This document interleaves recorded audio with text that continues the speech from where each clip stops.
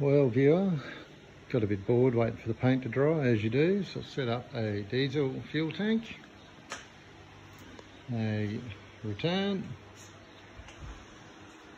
12 volt to the fuel solenoid and the injection pump, got the starter pack, positive, negative, and the wire going, this fused one that's going over to the injection pump, and that green one there is just hanging down there waiting to get touched on the 12 volt to initiate the starter. So I've got a couple of injectors cracked because she's going to be full of air, so I'll give her a couple of turnovers, see if I get some air and fuel out of the top of the injectors there, and see if we can make it happen. Rightio, viewer. So I've got a couple of videos following that show the motor running. Just want to explain one of them because when I started it up, it was like a runaway. Just went wide open throttle. So just put my hand on the top of the air inlet there and choked it.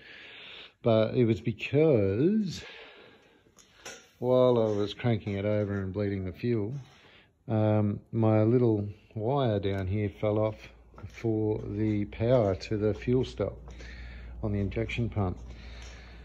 And so what happens is that shuts the valve, stops the fuel going there, but it still must pump fuel and fill the pump or do something. Because I've had this happen before when a friend of mine went to drive my F truck and didn't know about the immobiliser and just turned it over until they decided they didn't know how to start it, and then they left it.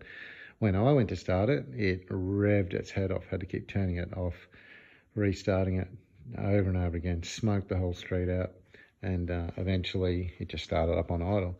So don't quite know enough about injection pumps to understand fully that process, but basically that's what happened in this occasion as well. So I ended up dropping all of the diesel out of the fuel filter to starve it and let it get rid of that fuel. So you'll see one video where it's quite smoky and I'm choking it, putting my hand on top here to stop it from over revving.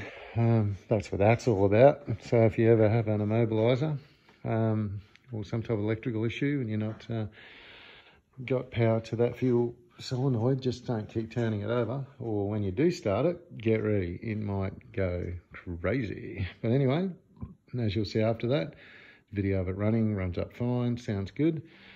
So just letting it cool down overnight, so then I can pull off the valve cover, do the valve clearances while it's cold, and now it's had a few good runs, I can do a retorque on the head bolts.